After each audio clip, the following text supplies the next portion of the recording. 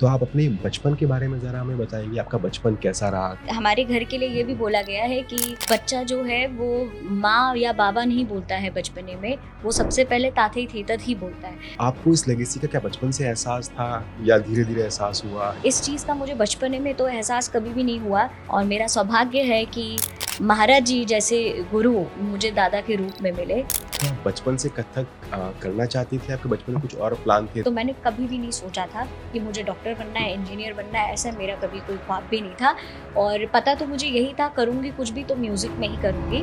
महाराज जी ने, मैं भी मानता हूँ, उन्होंने आर्ट को मॉडर्नाइज़ किया है बेसिकली। ईश्वरी प्रसाद जी को सपने में कृष्ण जी के दर्शन हुए थे और कृष्ण जी ने ये आशीर्वाद दिया और बोला कि ये कथक जो है एज अ डांस फॉर्म, इसको आप बढ़ाओ, आगे लेके जाओ। एक होता है तालियां बजाना, स्टैंडिंग ओवेशन देना, उस दिन पूरा ऑडिटोरियम रो रहा था।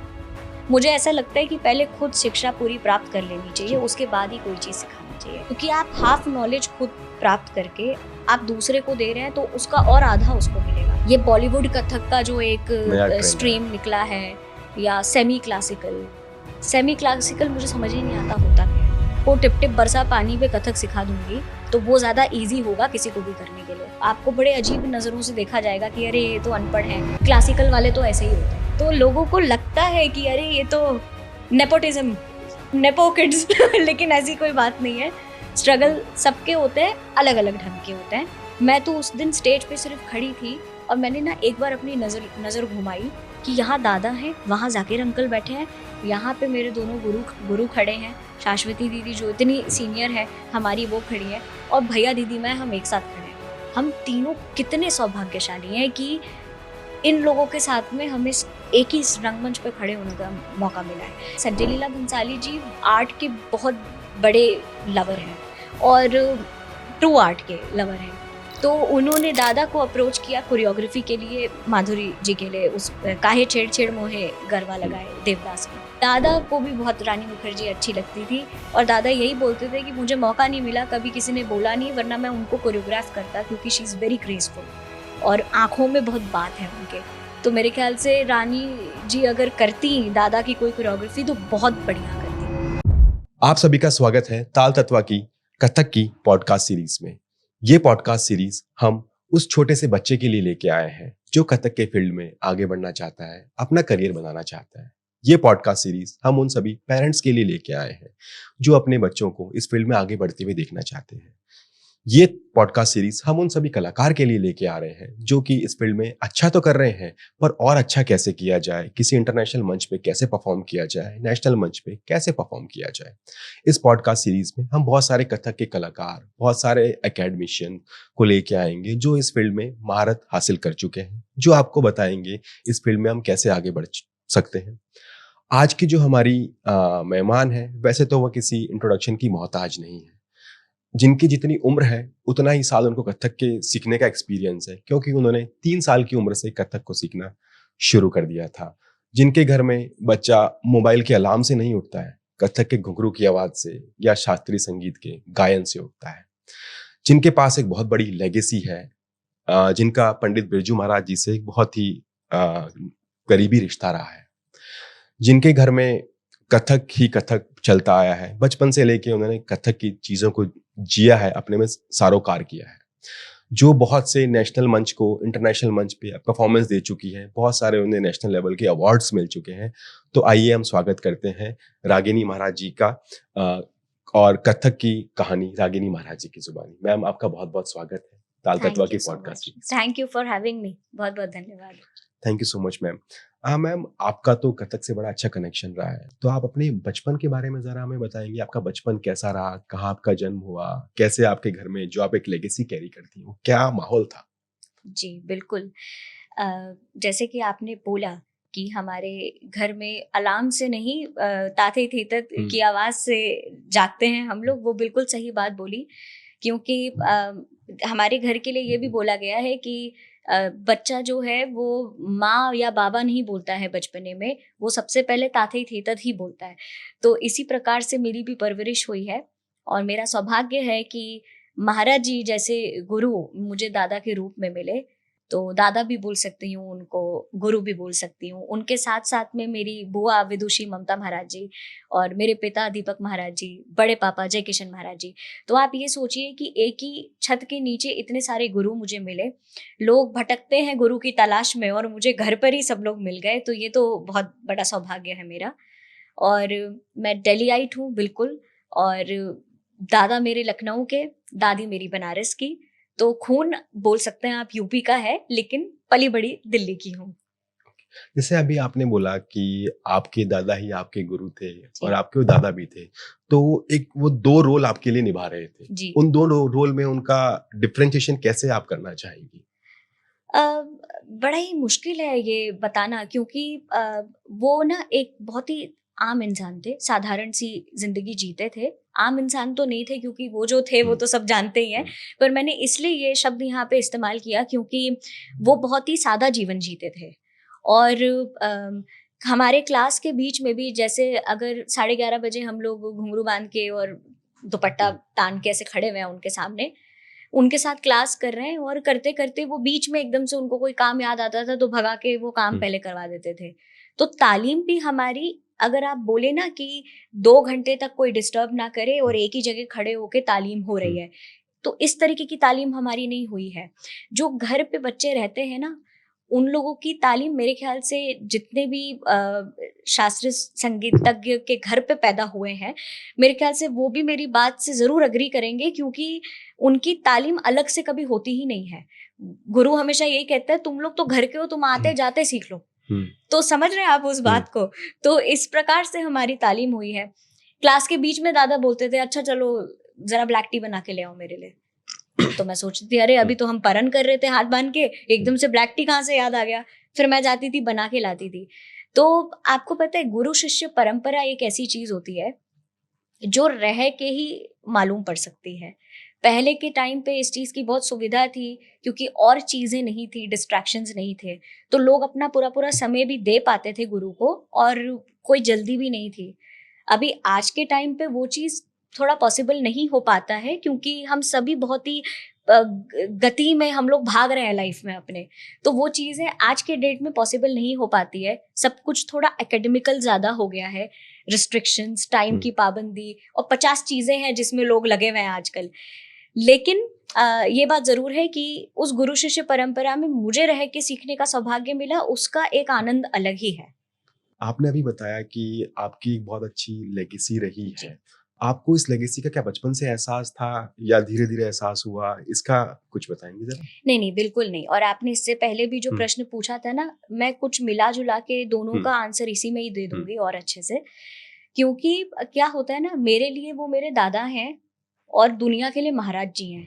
तो एक पोती के और दादा के बीच का जो रिलेशनशिप होता है वो बड़ा ही सुंदर होता है और बहुत ही मस्ती मजाक वाला होता है। तो उसमें ना, इस चीज का मुझे बचपने में तो एहसास कभी भी नहीं हुआ कि मतलब मैं कौन से घराने में आ गई हूँ, और ये जो मेरे साथ में मेरे दादा के रूप में बैठे हैं ये कौन है। मुझे याद है कि मैं लगभग 12-13 साल की थी, और कमानी ऑडिटोरियम वसंत उत्सव में दादा का हमेशा फिनाले उनसे ही होता था। तो मैंने देखा हॉल जो है ऑडिटोरियम कचाकच भरी हुई है। मैं कहा ठीक है, कौन एक बच्चे के लिए कौन सी बड़ी बात है भाई, हॉल हाउसफुल है। और उस दिन, क्योंकि क्या है ना, जब आप अपने टीनेज में आने वाले होते हो ना, तो बहुत सारे चेंजेस आते हैं आपके, फिजिकली भी, मेंटली भी, और आप और समझदार होने लगते हो, अपने सेंसेस पर और कंट्रोल आने लगता है। तो मैंने एहसास किया, जैसे ही दादा आए थे स्टेज पर, मुझे ऐसा लगा ये एक व्यक्ति है जो आया है स्टेज पे, और इन्होंने पूरे ऑडिटोरियम को अपने, जैसे समा बांधते हैं ना, अपने ऑरा में उन्होंने घेर लिया था। वो जो एक हिट किया उस दिन मुझे, और वो जो गूज़बम्स हुए थे ना, वो मुझे उस दिन एहसास हुआ कमानी ऑडिटोरियम में। और जैसे ही उनका कार्यक्रम खत्म हुआ, तो एक होता है तालियां बजाना, स्टैंडिंग ओवेशन देना, उस दिन पूरा ऑडिटोरियम रो रहा था। वो जो एक दिन था ना, वो बहुत ही टर्निंग पॉइंट था मेरे लाइफ में, और मुझे तब समझ आया कि ये जिनको मैं इतना हल्के में लेती हूँ, ये असल में कौन है। और जब मैं घर गई, जैसे ही मैं घर गई और दादा वापस आए, तो वो मेकअप हमेशा मुझसे पूछवाते थे कि कॉटन में थोड़ा सा लोशन लेके मेरा फेस जो है उससे मेकअप हटा दो।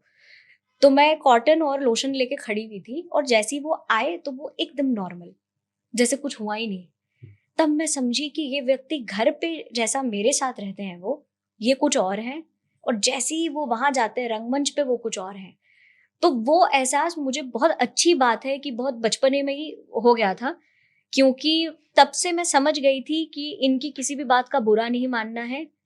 झगड़े छोटे मोटे तो नोक झोंक होती रहती है, लेकिन कोई भी चीज दिल पे नहीं लेना है, उनको पलट के जवाब नहीं देना है, क्योंकि ये एहसास मुझे हो गया था कि ये कौन है।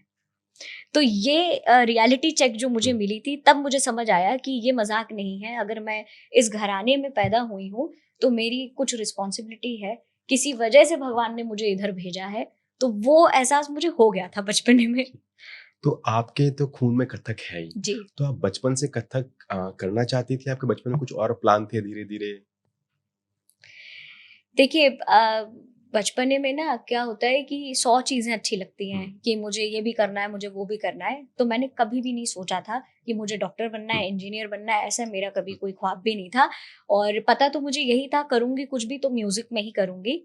पर मैं ये देखती थी कि मेरे परिवार में सब डांसर्स हैं। मेरी बुआ, बड़े पापा, पापा, दीदी, भैया सब नृत्य कर रहे थे।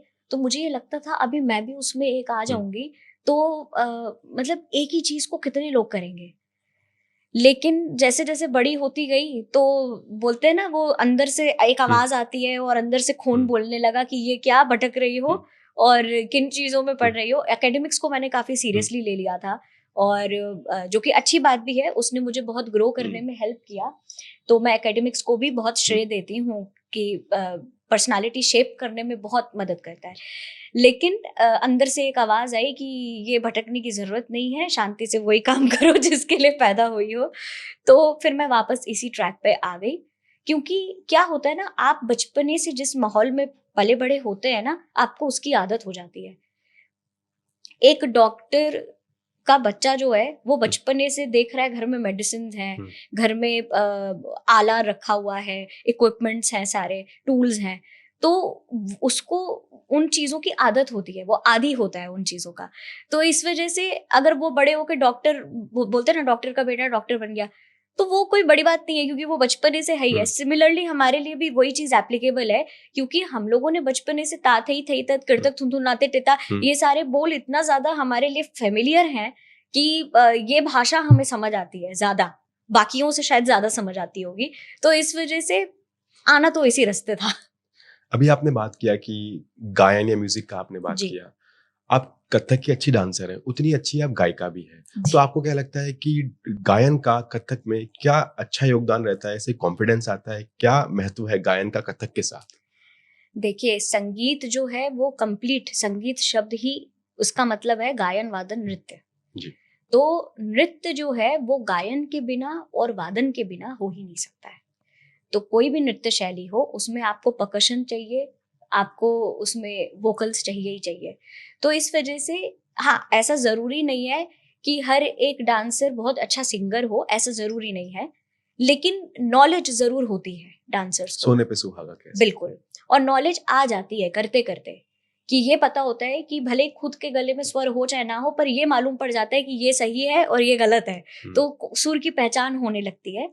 और अगर कुदरतन आवाज अच्छी है, बट यूजुअली ऐसा भी देखा जाता है, मतलब स्टीरियोटाइप तो नहीं बोल सकते, लेकिन हाँ, यूजुअली जो डांसर्स होते हैं वो अच्छा गा ही लेते हैं, पता नहीं कैसे, पर ये होता है। मेरे ख्याल से वो आदी हो जाते हैं उसके। हाँ, असर होता है। बिल्कुल। और मेरे ख्याल से सरस्वती माँ की बहुत बड़ी कृपा होती है जिनके गले में स्वर होता है।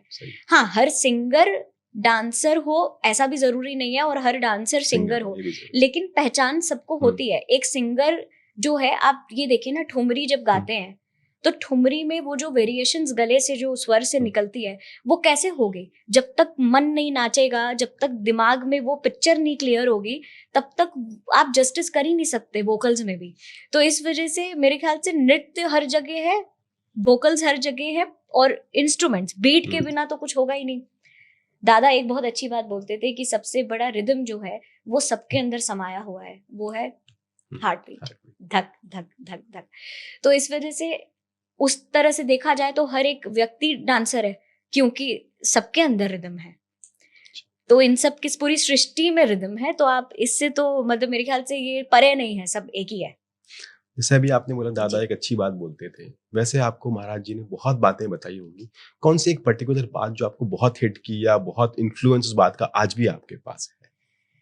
देखिए, ये तो एकदम से दिमाग को एकाग्र करके एक चीज सोचने में बड़ी मुश्किल हो रही है, लेकिन मैं डांस के पर्सपेक्टिव से अगर मैं जी। बोलूं, नृत्य के पॉइंट ऑफ व्यू से, तो उन्होंने एक बहुत सुंदर बात बोली, फ्रेमवर्क। हम्म, क्योंकि हर किसी की कद काठी, हाथ का लेंथ सब अलग है। जी। मेरा शरीर अलग होगा, मेरी छोटी बहन, हम एक ही कोख से जन्मे हैं, लेकिन हम दोनों की बॉडी टाइप एकदम अलग है, और हम लोगों का नाचने का ढंग भी एकदम अलग है, जबकि गुरु भी सब सेम है।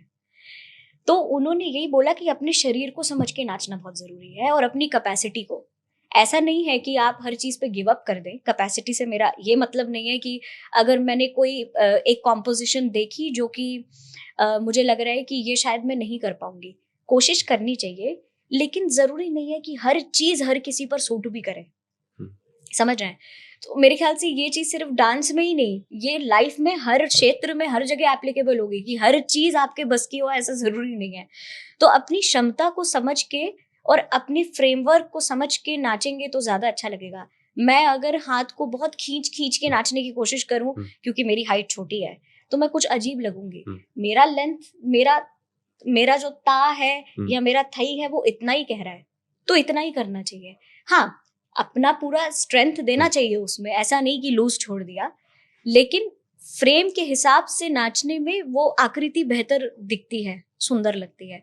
तो ये फ्रेमवर्क की जो बात उन्होंने बोली थी वो बड़ी अच्छी थी। और एक और बात, दादा ने बहुत सारे चेंजेस देखे, क्योंकि उन्होंने तो अंग्रेजों को भी भगाया और फिर बाद में तो काफी चेंजेस उन्होंने देखे, इंडिपेंडेंस देख ली, नवाबों के कोर्ट्स में वो नाचे भी हैं। नवाब रामपुर के कोर्ट में मेरे ख्याल से जब वो 6 साल के थे तब वो प्रस्तुति दिए थे। तो उन्होंने वो बैठकी से जो एक शिफ्ट है ऑडिटोरियम्स में नाचने का, वो पूरा उन्होंने चेंज देखा। Change in terms of costume, lights, ये सब फैसिलिटीज, और हर छोटी से छोटी, बड़ी से बड़ी चेंजेस जो है उन्होंने लाइफ में देखी। नॉन डिजिटल से डिजिटल वर्ल्ड में हम आ गए, ये भी बहुत बड़ा चेंज उन्होंने देखा। तो उन्होंने एक बार एक बड़ी अच्छी बात बोली कि उनके स्टूडेंट्स जब नाच रहे थे तो उनकी तस्वीरें, जब फोटोग्राफी का बहुत बड़ा जब एक दौर आया कि भाई फोटोग्राफ्स खींचना है, तो उन्होंने जब फोटोग्राफ्स देखे तो देखा किसी का हाथ ऐसा है, किसी का ऐसा है, किसी का ऐसा है, क्योंकि फोटोग्राफर को तो नहीं मालूम है ना कि अब यहाँ पे कट मिलने वाला है तो अब फोटो खींचो, या अब एंड होने वाला है, सम आने वाला है, अब फोटो खींचो। फोटोग्राफर अनजान है, उसको तो खटाखट खटाखट जहाँ पे उनको ठीक लगा उन्होंने फोटोग्राफ खींच ली। तो दादा ने कहा कि ये जो इतना उबड़ खाबड़ जो मूवमेंट्स दिख रहे हैं, कह रहे थे ये अच्छा नहीं लग रहा है। तो उन्होंने कहा नाच को इतना सुंदर बना दो कि अगर बीच में भी अगर कहीं पर फोटोग्राफ खींच ली तो वो एक अच्छी आकृति दिखे। तो उनकी ऑब्जर्वेशन कुछ इस तरीके की थी। आप सोचिए कि एक इंसान कितना डूबा हुआ होगा अपने आर्ट में कि वो इन चीजों पे भी ध्यान देते थे। तो उन्होंने ये भी देखा कि कैमरा जो लेंसेज है उनके थ्रू कथक कैसा दिखना चाहिए, ये इतनी तक चीजें उन्होंने नोटिस करी। बिल्कुल सही। 2 पॉइंट आपने एक रेज किया। एक आपने बोला कि नवाबों का आपने जिक्र किया, तो आपकी तो पीढ़ी दर पीढ़ी जनरेशन वाइज ही कथक होता जा रहा है। तो आपके परिवार में एक तो ये चीज कैसे आई, one thing, and second thing आपने जो बोला कि महाराज जी ने, मैं भी मानता हूँ उन्होंने आर्ट को मॉडर्नाइज किया है बेसिकली, कथक को नॉर्मल वे से अब नॉर्मल वे में या बहुत एक्स्ट्राऑर्डिनरी वे में कैसे ला सकते हैं, उन्होंने किया है चीज को। तो हम बात करेंगे नवाबों के लिए आपकी जनरेशन कैसे इसमें इन्वॉल्व हुआ और क्या क्या आपकी पीढ़ी में लोग रहे जो इसमें इन्वॉल्व थे। जी देखिए, कथक की हिस्ट्री तो बहुत बड़ी है और कथक में इतने खूबसूरत अलग अलग घराने भी हैं। और पर शॉर्ट में सिर्फ इतना बोलने के लिए कि हमारे जो सबसे पहली, मैं 9वीं पीढ़ी हूँ जो, हाँ जी, जो कथक कर रही हूँ अपने परिवार में।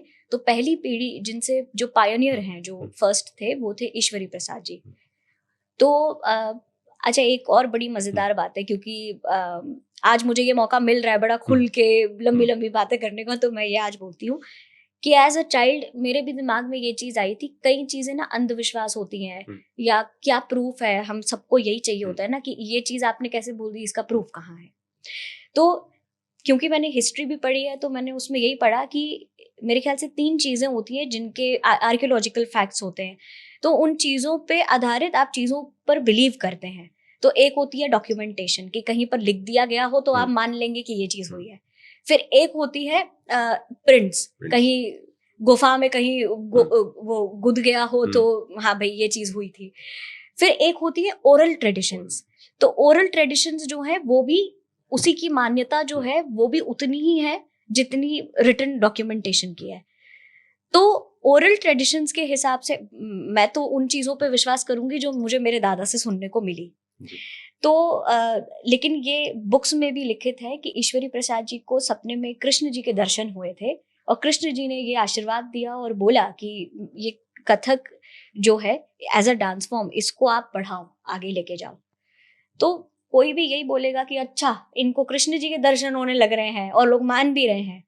लेकिन मैंने बहुत दिमाग लगाया और मैंने सोचा कि अगर मैं 21st सेंचुरी में बैठ के ये बात बोल रही हूँ, तो अगर मैं 9वीं पीढ़ी में हूँ और जब मैं पीछे पीछे जाती हूँ, एक एवरेज 80 साल की उम्र अगर आप किसी भी व्यक्ति की मान ले, तो जितना मैं पीछे जाती हूँ तो ईश्वरी प्रसाद जी भक्ति काल में थे उस वक्त जिस वक्त मीराबाई, कबीर दास जी ये सब थे। तो अगर मीराबाई जी कृष्ण जी की मूर्ति में समा सकती हैं, तो क्या उनको कृष्ण जी के दर्शन नहीं हो सकते? बिल्कुल हो सकते हैं। क्या पता ईश्वरी प्रसाद जी इतने बड़े भक्त रहे हों कृष्ण जी के कि उनको सच में दर्शन मिले हों, पर वो उतने पॉपुलर नहीं शायद हो पाए इस तरह से भक्ति में जितने बाकी लोग हुए। तब मैंने सोचा कि नहीं, कुछ कुछ चीज़ों के फैक्ट्स जो हैं वो मिल भी रहे हैं। तो भक्ति काल के समय पे वो जन्मे थे, तो उनको दर्शन ऐसे मिले थे और उसके बाद से ये कथक जो है हमारे परिवार में आज तक होता आ रहा है। अच्छा, कथक भी क्या है कि देखिए हिस्ट्री और इन सब में आप चले जाएंगे तो ये तो लंबी लंबी स्टोरीज हैं, पर कथक जैसे कुछ लोग राजस्थान की तरफ चले गए, कुछ लोग अवध की तरफ आ गए, तो कथक का रूप भी जैसे बोलते हैं ना, आप जिस मिट्टी में खड़े हो आप वहीं के हो जाते हो, उसमें रम जाते हो। तो राजस्थान के तरफ में जो कथक हुआ वो वहां पे रम गया, जो अवध में हुआ वो यहाँ पे इस तरह से रम गया। तो लखनऊ घराना जो हमारा घराना है उसमें देखिए तैयारी, तेजी और जो टेक्निकल कॉम्पोजिशन ये सब तो हर घराने में होती है, पर थोड़े से डिस्टिंक्ट हैं सब। तो मैं केवल अपने वाले की बात करूंगी जिसके बारे में मुझे जानकारी है। तो हमारे घराने में खूबसूरती जो है उसका ध्यान बहुत ज़्यादा दिया गया। और दादा बताते थे कि पुराने लोग बोलते थे कि लखनऊ घराना जो है यहाँ का कथक है परियों का नाच जैसा। मतलब परियों का नाच आप सोचिए कि कितना खूबसूरत, फ्रेजाइल, फ्लेक्सिबल। तो मतलब इस तरीके का नृत्य बोला गया है। और ऐसी बात नहीं है, तैयारी पे भी ध्यान दिया गया। और लेकिन हर एक चीज के पीछे अदा, जैसे बोलते हैं ना अंदाज, लखनऊ घराने का अंदाज, तो उन सब पे भी ध्यान दिया गया। हालांकि मुझे लगता है कि हर घराने में ये सारी चीजें होती हैं, किसी घराने में किसी चीज पे ज्यादा एम्फोसिस है, कहीं पर ज्यादा दूसरे एस्पेक्ट पे ज्यादा एम्फोसिस है। बस इतना ही फर्क है, मुझे और कोई फर्क नजर नहीं आता।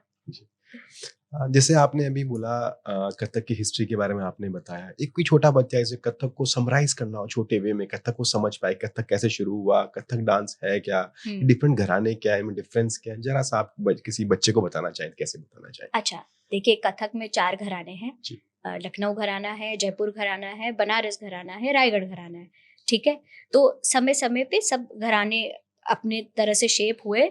और जैसे मैंने बोला कि है वही ताथे थई तत, हर जगह वही चीज होती है।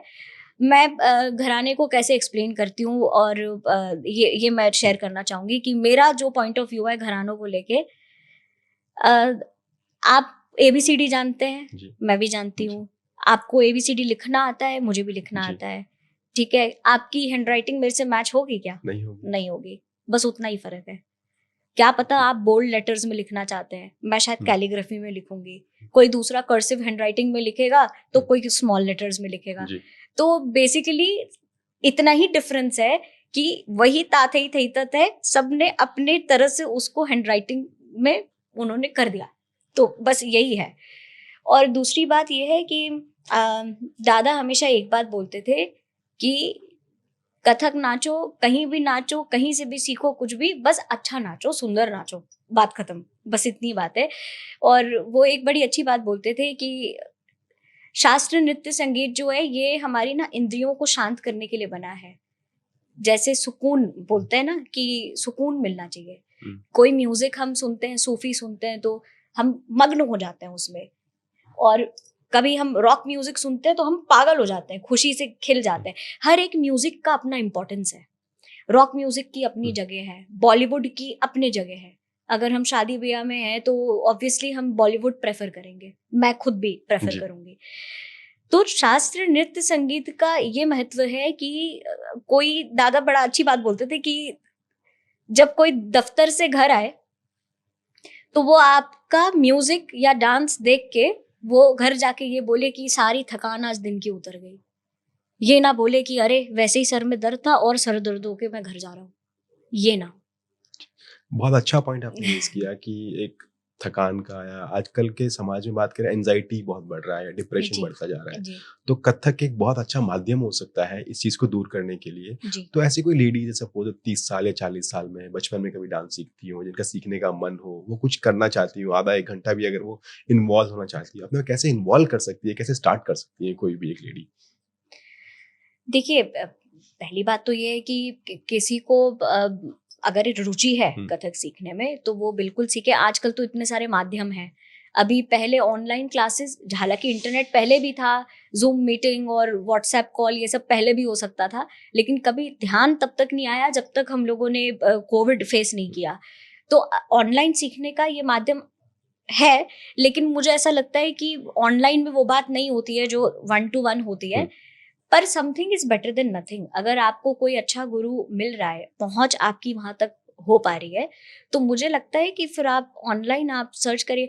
मतलब now a days it's very easy कि आप इंस्टाग्राम पे हैं, फेसबुक पे हैं, कितने सारे लोग हैं। आपकी मेरी मुलाकात भी कहीं ना कहीं इंस्टाग्राम के थ्रू ही हुई है। तो आप ये देखिए कि सोशल मीडिया का सही इस्तेमाल अगर करें तो आप सही चीज पा भी सकते हैं, ऐसी बात नहीं है। अभी आपने एक पॉइंट बहुत अच्छा बोला कि अच्छे गुरु की डेफिनेशन, तो आजकल क्या आपने बोला कि बहुत सारे मीडियम्स अवेलेबल हो गए हैं, पर लोग उतने ही कंफ्यूज्ड हैं। जैसे कई लोगों ने इसने 1 साल कथक सीखा है, 6 महीना वो भी गुरु बन गया, वो भी सिखा रहा है। तो अच्छे गुरु की पहचान कैसे की जाए? कोई 2-3 पैरामीटर या कुछ जनरल डेफिनेशन हो, कैसे की जा सकती है? देखिए, मेरा ये स्टेटमेंट देना तो शायद बहुत लोगों को ऑफेंड भी कर सकता है, लेकिन ठीक है, कोई बात नहीं। Since we have the freedom का हमें ये ऑप्शन है कि हम स्पीच, फ्रीडम ऑफ स्पीच, तो हम बोल सकते हैं। तो मुझे ऐसा लगता है कि पहले खुद शिक्षा पूरी प्राप्त कर लेनी चाहिए, उसके बाद ही कोई चीज सिखाना चाहिए। क्योंकि आप हाफ नॉलेज खुद प्राप्त करके आप दूसरे को दे रहे हैं तो उसका और आधा उसको मिलेगा। तो देखिए, अगर कोई सच्चा कलाकार होगा ना, वो कभी भी ये चीज करेगा ही नहीं। या सच्चा कलाकार छोड़िए, कलाकार तो बनना बात की बात है, कोई सच्चा स्टूडेंट। मैं भी जैसे अपने आप को स्टूडेंट बोलती हूँ, I am a student of Kathak. तो as a student of Kathak मुझे ये चीज मालूम है, मैं वो चीज तब तक शुरू नहीं करूंगी जब तक मुझे फुल कॉन्फिडेंस नहीं होगा कि ये मैं अच्छे से आगे कर पाऊंगी। ठीक है, तो इतनी सच्चाई और बोलते हैं ना वो इतना ट्रूथ आपको खुद के बारे में मालूम होना चाहिए, और दिल पे हाथ रख के एक बार अपने से पूछना चाहिए क्या मैं सक्षम हूँ। लेकिन वही बात है ना कि हर कोई इस तरह से सोचेगा नहीं, सबको आगे बढ़ना है, लाइमलाइट में आना है, सब करना है। पर मुझे ये लगता है कि पेरेंट्स की मैं बात करूंगी कि पेरेंट्स जो हैं, जो अपने बच्चों को सिर्फ for the sake of activity समझ के जो क्लासिकल में डालते हैं, ये चीज ना करें। क्योंकि आप एक तो बच्चे की मेंटल स्टेट और खराब कर रहे हैं, आप उसको वो चीज फोर्स करने के लिए कर रहे हैं जो वो उसका मन नहीं है। अच्छा, ये बॉलीवुड कथक का जो एक स्ट्रीम निकला है, या सेमी क्लासिकल मुझे समझ ही नहीं आता होता क्या है। सेमी क्लासिकल कितना सेमी है, कितना क्लासिकल है?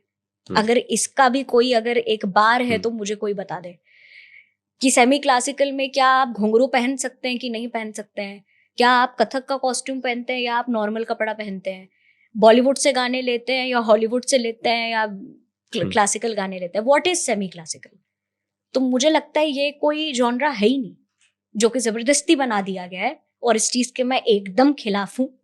और मुझे बिल्कुल कोई शर्म भी नहीं है ये बोलने में, और ना मुझे डर लगता है किसी से, क्योंकि मुझे नहीं ठीक लगता है ये चीज़। मुझे लगता है आप दो चीज़ों की ओरिजिनलिटी खराब कर रहे हैं। जी। अगर मैं फॉर एग्जाम्पल कोई भी गाना ले लीजिए बॉलीवुड से, कोई भी एग्जाम्पल दीजिए, अगर अभी तो कुछ याद ही नहीं आ रहा। घर मोरे परदेसिया एक तो इसी टाइप ठीक का सॉन्ग कह है, सकते हैं। चलिए हाँ। कुछ भी, अभी आप इस पे कथक कर रहे हैं तो ठीक है, किया जा सकता है, ऐसी कोई मना ही नहीं है, किया जा सकता है, पर क्यों करना है जब हमारे यहाँ इतने अच्छे अच्छे वंदना, ठुमरी, दादरा, कजरी सब बने हुए हैं, तो फिर क्या जरूरत है करने का? पता नहीं, आई डोंट नो, ये मेरा अपना पर्सनल ओपिनियन है। मैं ये नहीं कह रही कि सबकी राय मेरे से मैच कर सकती है, ऐसी भी नहीं है, लेकिन ये चीज़ मुझे लगती है कि हम बहुत ट्रेडिशनली और बहुत सही तरह से अपनी कला को आगे लेके जा रहे हैं। और क्या होता है ना कि जो चीज़ शॉर्टकट से करी गई होती है ना, वो टेम्पटिंग दिखता है बहुत। जी। कि अगर मैंने बोला कि मैं आपको टिप टिप बरसा पानी पे कथक सिखा दूंगी, तो वो ज़्यादा ईजी होगा किसी को भी करने के लिए। लेकिन अगर मैं कहूँगी कि कान्हा में तो से हारी छोड़ो सारी, उतना करने के लिए उतनी शक्ति, उतना पेशेंस और उतना समझ चाहिए होता है। तो लोग टिप टिप वाले को ज़्यादा मतलब हाइप देंगे और जल्दी सीख भी लेंगे, इसको नहीं सीख पाएंगे। मुझे लगता है कि यही चीज़ें हो रही हैं आजकल, पर मुझे उससे ज़्यादा फर्क इसलिए नहीं पड़ता क्योंकि मुझे ये चीज़ पता है कि प्योरेस्ट फॉर्म में म्यूजिक एंड डांस जो है क्लासिकल, इंडियन क्लासिकल, वो पहले भी होता था, अभी भी होता है, इन सब इन्फ्लुएंशियल टाइम्स में भी, और आगे भी होगा। ये सब आती जाती हवा है, इससे हमें नहीं फर्क पड़ेगा। जी। अभी आपने एक पेशेंस की बात बोली। जी। कथक सीखने के लिए बहुत पेशेंस आपको जी। चाहिए और बहुत प्रैक्टिस चाहिए। जी। अगर मैं आपकी प्रैक्टिस की बात करता हूँ कि सपोज आपने 10 साल की एज में कथक, आप 3 साल की एज में कथक जी। सीखना चालू किया, 10 साल तक आपका अलग प्रैक्टिस का सिनारियो रहता जी। होगा, 20 साल तक अलग, तो प्रैक्टिस कैसे बदलती गई, क्या सिनारियो रहता है? देखिए, मैंने भी एकेडमिक्स को काफ़ी सीरियसली लिया और मेरे 12th में 91% आए थे। Very good. और मेरे परिवार में तो मतलब एकदम ही हल्ला मच गया था कि अरे परिवार में कभी किसी के आए नहीं है, मतलब मैं अपने घर की बात कर रही हूँ, जैसे पापा, दादा और सब लोग।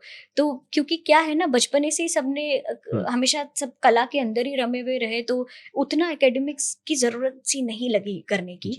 तो माहौल भी अलग था, लेकिन मेरे समय पे कंपटीशन इतना था, दिल्ली की परवरिश, तो यहाँ पे पढ़ाई अगर आप अच्छे से नहीं कर रहे तो आपको बड़े अजीब नजरों से देखा जाएगा कि अरे ये तो अनपढ़ हैं, क्लासिकल वाले तो ऐसे ही होते हैं। तो इस तरीके का जो एक स्टीरियोटाइप होता है वो भी तोड़ना था कि ऐसी बिल्कुल कोई बात नहीं है। और मेरी कजन जो है दीदी, शिंजिनी दीदी, उन्होंने भी प्रॉपर पढ़ाई करी, मैंने भी करी, और मेरी छोटी बहन कर रही है। तो मतलब हम लड़कियों ने ज्यादा पढ़ाई करी घर में। तो लेकिन ये मेरी चॉइस थी कि मुझे एकेडमिक्स करना है, और मैंने सोशियोलॉजी ऑनर्स किया, साथ में सोशल वर्क में मैंने मास्टर्स भी किया। लेकिन इनके साथ साथ में डांस को भी मैं लेके चली साइड में। मुश्किल होता था, बहुत मुश्किल होता था, क्योंकि आप सोचिए ना, मैं यहाँ पे किताब खोल के पढ़ रही हूँ और वहां से मुझे किड़तक तुम नाते टिता आधा दिन सुनाई दे रहा है, तो मन तो वहीं लगता रहता था, तो फोकस करना बहुत मुश्किल होता था। लेकिन कर लिया, घर से सपोर्ट भी बहुत मिला, मम्मी पापा ने और बुआ ने, दादा ने, सब लोगों ने हमेशा यही बोला कि देखो अभी पढ़ाई का समय है, पढ़ाई करो अच्छे से, ये भी करते रहो। तो आप ये सोचिए, मैं कॉलेज जाती थी और 3 बजे जैसे ही क्लास खत्म होती थी या 4 बजे मैं वहां से भागती थी, तो मेरे सारे दोस्त लोग ना चिल करने के लिए सामने सत्य निकेतन जाते थे। तो कई बार ऐसा हुआ कि मैं कहती थी कि मैं आज नहीं आ पाऊंगी, मेरी क्लास है, और मैं भाग जाती थी घर पे कि दादा से कुछ तो सीख लूं, क्योंकि फिर वो क्लास चले जाते थे। अच्छा, व्यस्तता इतनी रहती थी घर में उनकी कि मतलब घर पे गुरु है ही नहीं, तो फिर गुरु, सबको ये लगता है कि महाराज जी के साथ एक ही छत के नीचे रहे हैं तो कितना सीखने को मुझे और मेरी छोटी बहन को भी मिला होगा, क्योंकि एक ही रूफ के नीचे हैं। लेकिन आप ये देखिए कि महाराज जी पूरे टाइम ट्रैवल कर रहे हैं, आधे दिन वो अपने डांस क्लास में चले गए हैं, मैं आधे दिन स्कूल में हूँ, फिर बाद में कॉलेज में हूँ, तो समय कब मिलेगा? तो रात को 1-1:30 बजे भी तालीम हुई है, और 1 बजे जैसे पलगी करके दादा का कंधा बंधा दबा के कि अच्छा मैं सेवा कर दिया, अब जा रही हूँ सोने, तो वो बोलते थे कि अच्छा चलो 1-2 चीज सीख लो फिर चली जाना। तो नींद भी आ रही है लेकिन सीखना भी है, तो आप सोचिए 1-1:30 बजे धीरे धीरे पैर ज्यादा स्टैंपिंग जोर से नहीं कर रहे ताकि आगे पीछे वाले लोग जग ना जाए। तो रात को ऐसे सीख के और फिर जाते थे। फिर अगले दिन जब कॉलेज जा रहे हैं तो कॉलेज में झोंके आ रहे नींद के। तो इस तरह से तालीम हुई है। तो लोगों को लगता है कि अरे ये तो नेपोटिज्म, नेपो किड्स। लेकिन ऐसी कोई बात नहीं है। स्ट्रगल सबके होते हैं, अलग अलग ढंग के होते हैं। पर डेफिनेटली मैं इस बात का बिल्कुल अपने आप को मैं बहुत ही भाग्यशाली मानूंगी कि ये वो सारे गुरु लोग हैं जिनको देखने के लिए लोग तरसते हैं। दादा को सिर्फ एक बार उनके पैर छूने के लिए लोग तरस गए। कई लोग आज तक मिल भी नहीं पाए, सिर्फ यूट्यूब पे देखते रह गए। लेकिन मैं उनके थाली से मैंने खाना खा लिया, उनके गोद में बैठ के मैं उनके साथ में चाय बिस्किट खाती थी। तो ये सौभाग्य मुझे प्राप्त हुआ। तो डेफिनेटली इस मामले में आई एम ब्लेस्ड। आपने एक बहुत अच्छी बात बोली, स्टीरियोटाइप की बात बोली। जी। तो लोग आपको एक तो लेगेसी के लिए मानते हैं, एक जी। चीज हो गया, और आपके लिए लेगेसी कैरी करना कितना मुश्किल है। In the sense I am saying कि सपोज आपसे कोई डांस पे स्टेप में गलती हो गई, या कभी किसी दिन आप थकी हुई हैं, कुछ हुआ, तो लोग आपको कैसे जज करते हैं उस चीज के लिए। कई बार जज तो बड़ा भयानक करते हैं। जी। और मेरे ख्याल से हम जितने भी भाई बहन है घर में, हम सब लोग भी बोलते भी हैं। कभी आपस में जब हम बात करते हैं तो बोलते हैं कि ये कैसी मजबूरी है कि ठीक है, इंसान है, गलती सबसे होती है। लेकिन हम लोगों को जिस तरह से लोग बैठते हैं ना, मतलब बैठ के देखते हैं, वो इतना ज्यादा क्रिटिकल होता है। लेकिन ऐसी बात नहीं है, प्रशंसा भी मिलती है और खुश भी होते हैं, आशीर्वाद भी देते हैं। लेकिन कोई और अगर कुछ इतनी सी भी चूक हो जाए किसी से स्टेज पे, वो फिर भी चल जाती है। हमसे हो जाए तो अरे वो तो वहां पे ऐसे चुक गए थे। तो ये होता है। तो ये ठीक है, इट्स ओके। क्योंकि हमारे बड़े लोगों ने बार इतना हाई सेट कर दिया है ना कि हम भी तो इंसान ही है ना। और एक्सपीरियंस के साथ और एज के साथ इंसान और सीखता है। तो जैसे जैसे वहां पे जाएंगे तब धीरे धीरे कुछ और चेंजेस अपने अंदर आती रहेंगी। आज से 10 साल पहले मैं जैसा नाचती थी और आज मैं जैसा नाचती हूँ, उसमें जमीन आसमान का फर्क है। क्या पता 20 साल बाद और जिस तरीके की मैच्योरिटी और ठहराव आएगी अंदर, वो और बेहतर हो जाएगी। तो ये स्कोप ऑफ इम्प्रूवमेंट हमेशा चलता रहता है। हाँ, पर लोग कभी कभी थोड़े क्रिटिकल हो जाते हैं। पर मुझे लगता है ठीक है, कोई बात नहीं। बहुत लोग झेलते हैं ये क्रिटिसिज्म, तो उनमें मैं भी एक हूँ, उसमें क्या हो गया। आपने एक बात की कि महाराज जी ने इस आर्ट को मॉडर्नाइज किया बहुत ज्यादा। जी। उन्होंने जुगलबंदी भी की, लाइक जाकिर हुसैन, काफी उनके बिल्कुल। वीडियोस हैं। तो आपने कभी इनसे और बड़े आर्टिस्ट जो कहते हैं, जैसे उस्ताद जाकिर हुसैन जी हो जी, गए या और जी। भी हो गए, कभी आपने उनसे कुछ सीखा हो या उनको कभी देखा हो आपने, ऐसे कोई स्टोरी आप बताना चाहेंगी? जी बिल्कुल। और सौभाग्य रहा कि हम मिनियापोलिस में थे और 2018 की बात है।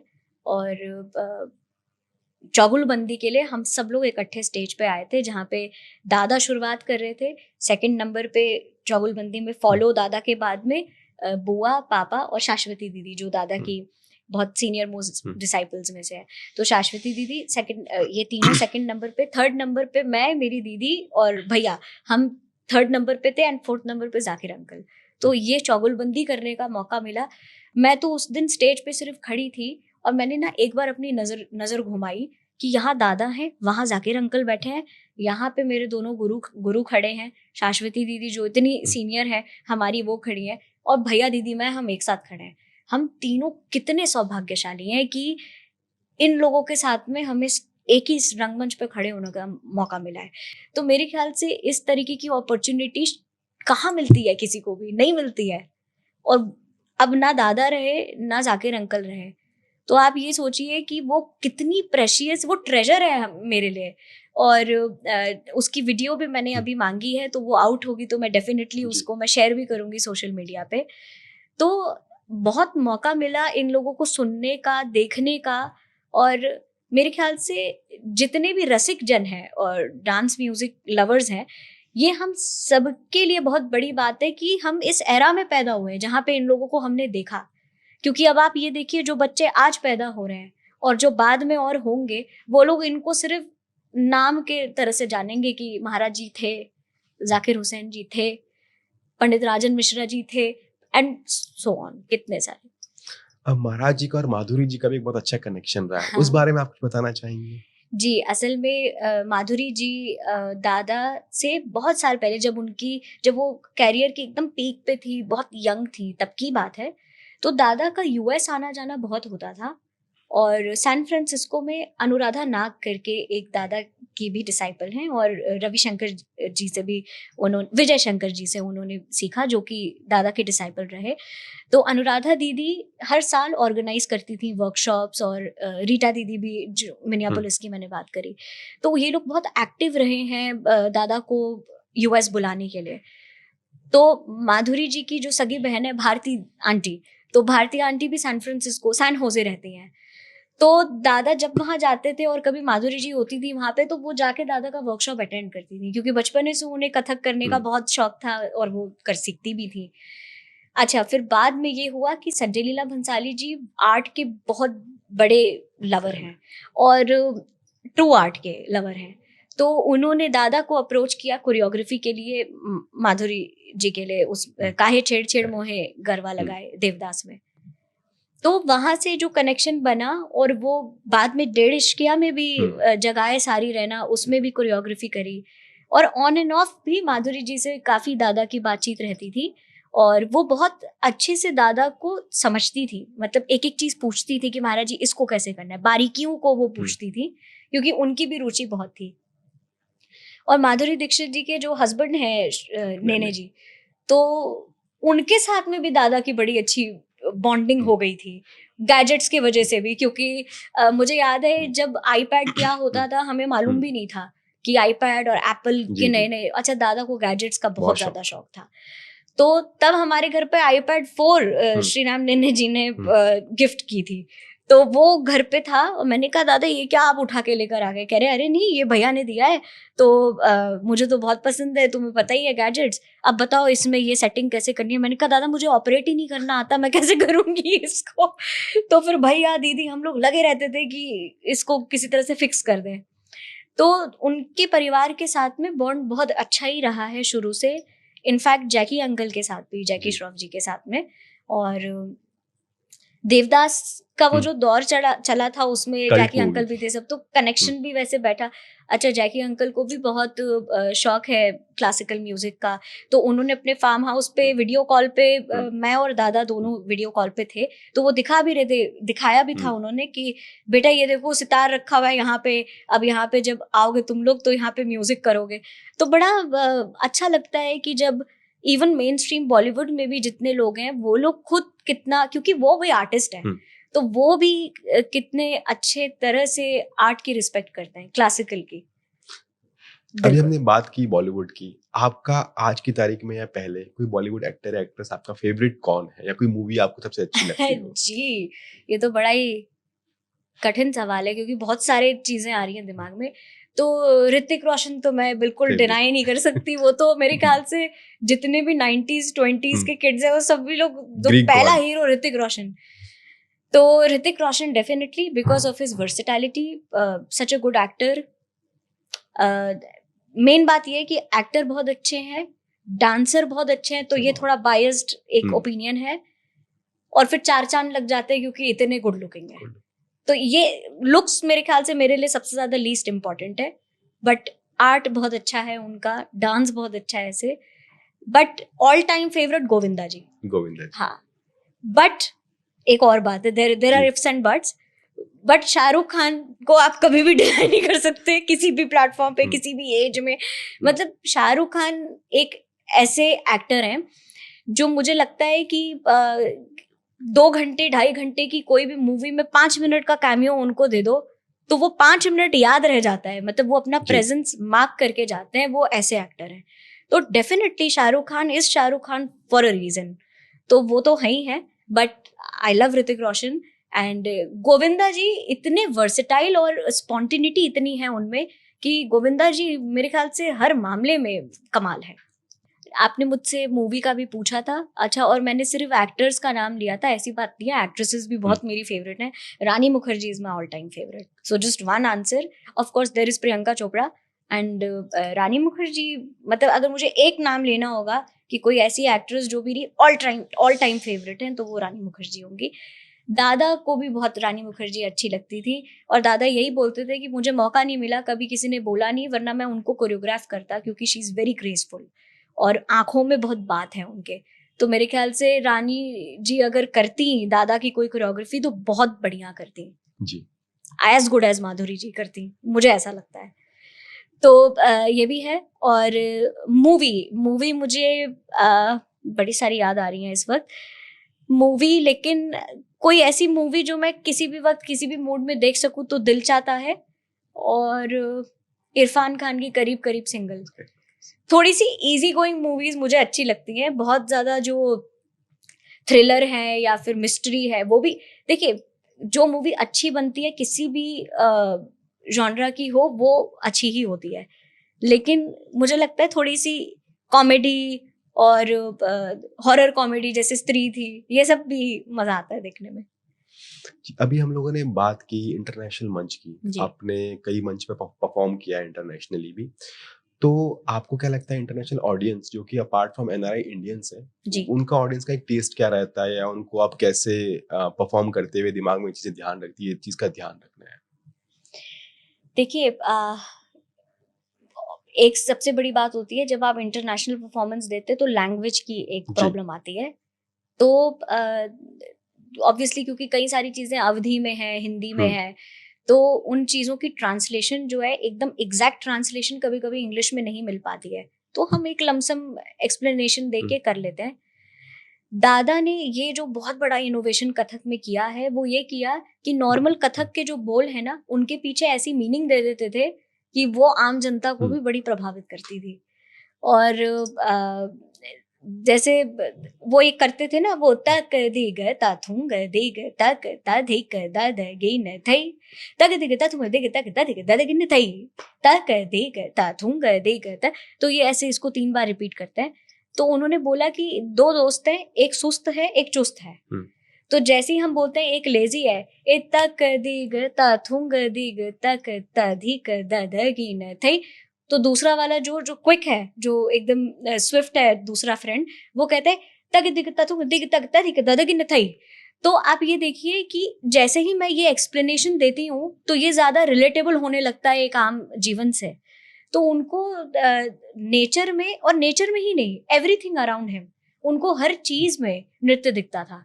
तो जैसे ही वो कोई चीज एक्सप्लेन करते थे तो जो कथक के बोल जानते हैं वो तो समझ ही जाएंगे, लेकिन जो नहीं जानते हैं एकदम से वो उस आम जनता को भी वो एकदम अपने घेरे में ले लेते थे।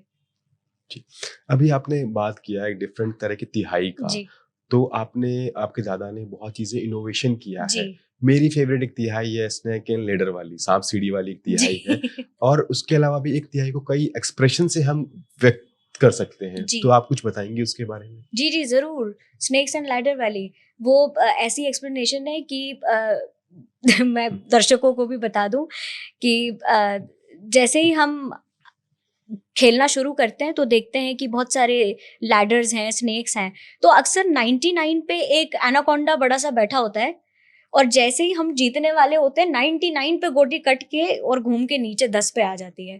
तो ये तिहाई उसको दर्शाता है। तो मैं पढ़ देती हूँ। धा दिन दिन धा दिन दिन दिन ता त्रिक दिन ता एक ए दो तीन चार ए दो तीन चार पाँच ए दो तीन चार पाँच ए दो तीन चार पाँच सात ए दो तीन चार पाँच सात आठ सात 6 5 4 3 2 1। तो इस तरह से बहुत ही फनी भी लगता है और लोगों को समझ भी आता है। तो बहुत सारे एग्जाम्पल्स उन्होंने दिए। एक तिहाई वो बड़ी मजेदार बोलते थे, स्केटिंग उसमें नजर आती है कि ए दो तीन चार पाँच सात आठ ए दो तीन चार पाँच सात आठ ए दो तीन चार पाँच सात आठ ए दो तीन चार पाँच सात आठ ए दो तीन चार पाँच सात आठ ए दो तीन चार पाँच सात आठ धा। तो जब हम स्केट करते हैं तो पैर कैसे आगे बढ़ने के लिए मूव करता है, तो वो स्पोर्ट्स से, गेम्स से और नेचर से कैसे रिलेट कर लेते थे हर चीज को, मतलब बड़ा ही कमाल था। तो इस तिहाई के पीछे ये भाव है कि जैसे ही दादा पढ़ने लगे ये तिहाई तो मेरी छोटी बहन ने बोला कि दीदी ऐसा लग रहा है कुछ कट रहा है, ब्रेक हो रहा है। तो मैंने बोला कि हाँ, ये नेटवर्क कटने की तिहाई इसका नाम दे देते हैं, क्योंकि जब भी हम कुछ बहुत महत्वपूर्ण बात करने जा रहे होते हैं नेटवर्क हमेशा तभी कटना शुरू कर देता है। तो बड़ा ही फनी सा एक्सप्लेनेशन इसके पीछे है, पर आपको लगेगा कि सच में जैसे नेटवर्क कट रहा है। तो धा दिन धा तिन ता त्रिक दिन दे धागे धागे धागे तिटिका तक दे गिने धागे धागे तिटिका तक दे गिने धागे तिटिका तक दे गिने धा धे गे न धा धे गे न धा धागे धागे धागे तिटिका तक दे गिने धागे धागे तिटिका तक दे गिने धागे तिटिका तक दे गिने धा धे गे न धा धे गे न धा धागे धागे धागे तिटिका तक दे गिने धागे धागे तिटिका तक दे गिने धागे तिटिका तक दे गिने धा धे गे न धा धे गे न धा और फोन लास्ट में पटक देते हैं। तो इस तरह से जब 2-3 चीजें आप आम जनता को एक्सप्लेन करते हैं तो वो बहुत ही मजा आ जाता है उनको भी और रिलेट कर पाते हैं तो ज्यादा समझ आता है। जी। अभी आपने एक तिहाई की बात की। एक आप जो स्टेज पे जाती होंगी, जी। बहुत प्रैक्टिस करती हूँ, क्या आपको भी स्टेज पे जाने से पहले स्टेज फियर है? बहुत आर्टिस्ट को होता है, आपको होता है, पहली चीज। दूसरी चीज ये कि कोई आर्टिस्ट जो परफॉर्म करना चाहते हैं, जिनको स्टेज फियर होता है, इट इज वेरी कॉमन, उनको आप क्या बताना चाहेंगे इस बारे में?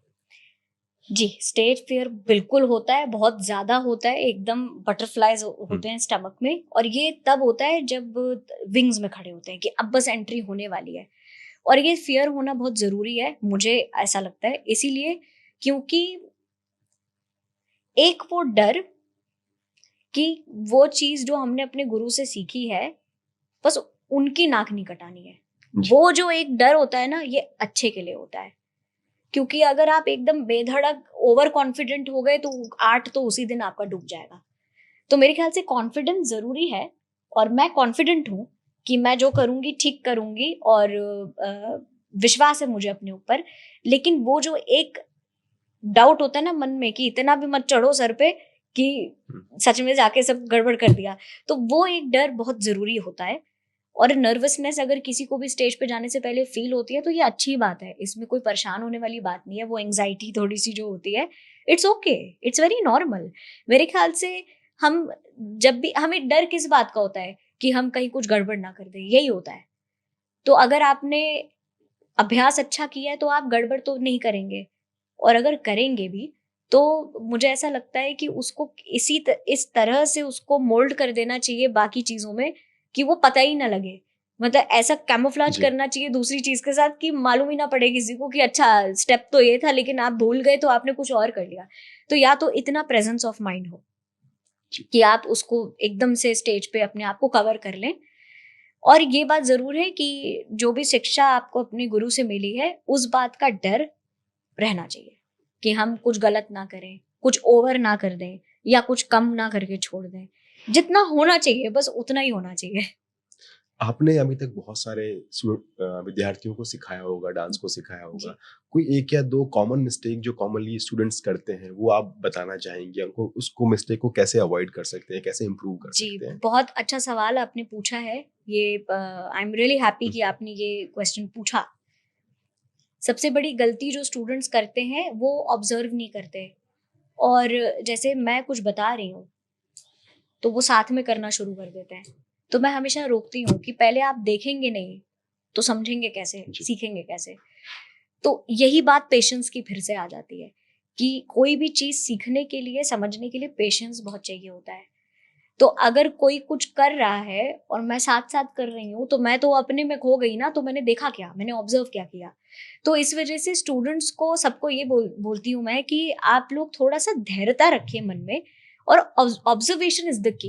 देखिए हमारे घर में जितने लोगों ने आज तक डांस सीखा, जैसे कि मैंने बोला कि गुरु की अवेलेबिलिटी नहीं रहती थी दादा की, तो कितना ही सीख लेंगे। लेकिन ऑब्जर्वेशन, उठते बैठते चलते कुछ भी करते दादा को हम देखते थे, ऑब्जर्व बहुत करते थे। आप ये सोचिए कि उनकी हर चीज में नृत्य था। वो उनको तंबाकू सुपारी खाने की आदत थी और वो जिस डिब्बी में थूकते थे, आड़ करके ऐसे थूकते थे। तो वो तहजीब कि कैसे आड़ करके थूकना, हर एक चीज में। मैं, आप सोचिए कि मैं स्पिट करने की बात में भी मुझे कथक नजर आ रहा है, क्योंकि जिस तरह से हाथ से कवर किया कि ये भी एक तरीका है कि आप सबके सामने ऐसे भी कोई भी चीज स्पिट कर सकते हो। तो उनको इतने कॉन्शियस थे वो, और उनकी हर चीज में नृत्य इतना बसा हुआ था कि मैक्सिमम जो डांसिंग है वो हमारे परिवार में सबने दादा को ऑब्जर्व करके सीखा है। तो इस वजह से ऑब्जर्वेशन इज द की। अगर आप बहुत अच्छे से ऑब्जर्व करेंगे तो आप बेहतर सीखेंगे। ये ही एक टिप मैं देना चाहती हूँ। जी, अगर हम बात करें तो हम आज 21वीं शताब्दी के अंदर हैं, जेन जी की जनरेशन है। तो आपको लगता है पिछले 15-20 साल में कथक को लेके लोगों का एक माइंडसेट, सिनेरियो कुछ चेंज हुआ है? चेंज हुआ है किस संदर्भ में? चेंज की बात कह सकते हैं, लोग उसके लिए अवेयर हुए हैं, लोग सीखना चाह रहे हैं इस चीज को, या इसको सीरियसली लोग ले रहे हैं। जी जी जी बिल्कुल ले रहे हैं। और सबसे ज्यादा तो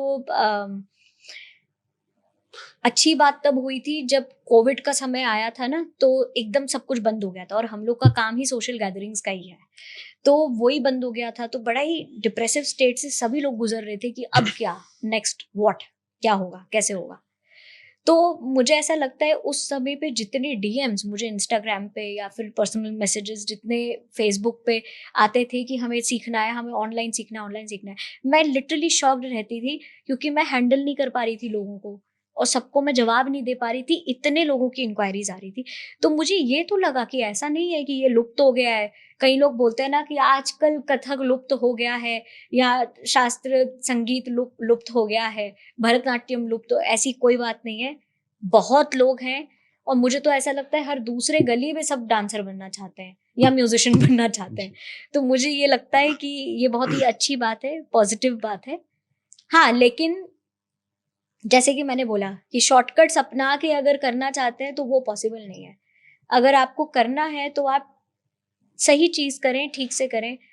अगर आपको हिप हॉप सीखना है तो आप प्रॉपर हिप हॉप के गुरु को ढूंढिए, आप उनसे सीखिए, ठीक है। अगर आपको भरतनाट्यम सीखना है तो आप एक गुरु के पास जाएं, आप उनसे सीखिए, ठीक है। चाहे आप ऑनलाइन ज्वाइन करें, चाहे आप जैसे भी करें। लेकिन ये जो मिक्सिंग करके जो कंफ्यूजन क्रिएट करते हैं कि थोड़ा सा बेली डांस के बीच में भी ओडिसी हो जाए या कथक हो जाए, पता नहीं, मुझे लगता है कि फिर आपने ना दोनों की ओरिजिनलिटी को डिस्टॉर्ट कर दिया।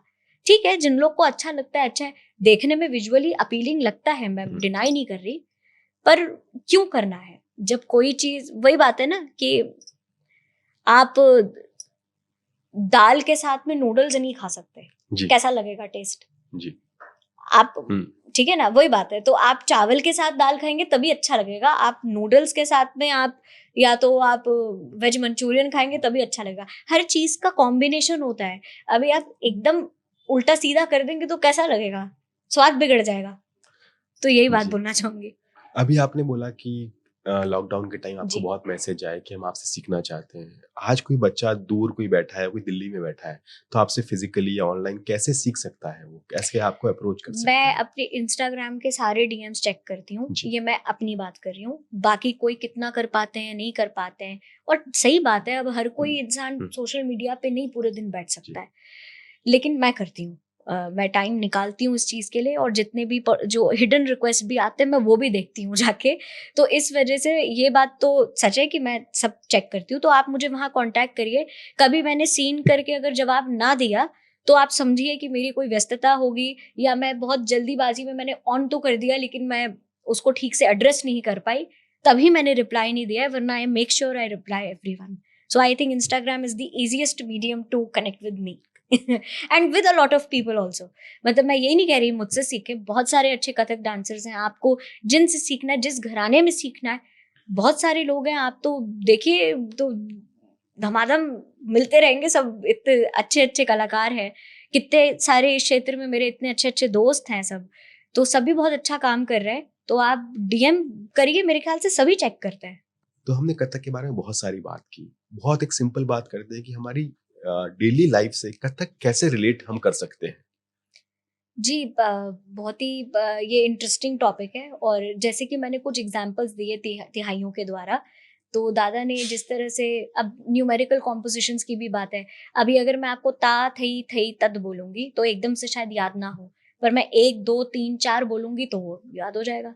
अगर मैंने बोला, एक बड़ी मजेदार तिहाई है, मेरी जो एक बुआ लगती हैं, वो बहुत छोटी थी जब, तो उन्होंने दादा से बोला कि कुछ सीखना है, तो दादा उनको सिखा रहे थे एक तिहाई, ततथई ततथई ता तथई ताथई ततथई ततथई ततथई ताथई ततथई ततथई ततथई ताथई ततथई ततथई ततथई ताथई।